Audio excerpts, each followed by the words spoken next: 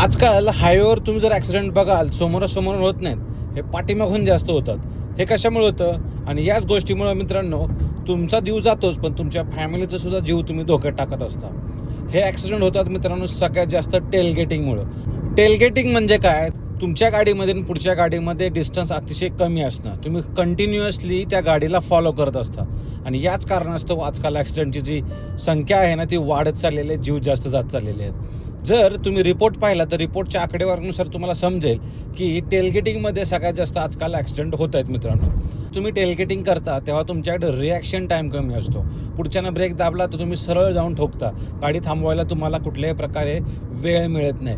जरी त्याने मित्रांनो ब्रेक दाबला आणि तुमचं लक्ष असेल तरी तुम्ही डाव्या उजव्या बाजूला जर गाडी घेतली तर मित्रांनो पाठीमागची किंवा साईडची गाडी तुम्ही ठोकून देऊ शकता. त्यामुळे टेलगेटिंग हे अवॉइड करा. नेहमी तुम्हाला काय फॉलो करायचे? 3 सेकंड रूल फॉलो करायचे. जर तुमचं स्पीड जास्त असेल 100चं तर 4 सेकंड रूल फॉलो करा. पुढच्या व्हेकलपासून लेट्स एक्झाम्पल हा बोर्ड आहे, बोर्डपर्यंत जाताना तुम्ही 3 सेकंडपर्यंत काउंट केलं पाहिजे. जर तुम्ही 3 सेकंडच्या आतमध्ये पोहोचत असाल तर समजून जा तुमचं ब्रेकिंग डिस्टन्स खूप कमी आहे. आणि तुम्ही 3 सेकंडच्या नंतर जर त्या बोर्डपर्यंत पोहोचत असाल तुमच्या व्हेकलपासून तर समजून जा की तुमचं ब्रेकिंग डिस्टन्स अतिशय उत्तम आहे. कुठल्याही प्रकारे टेलगेटिंग होत नाही.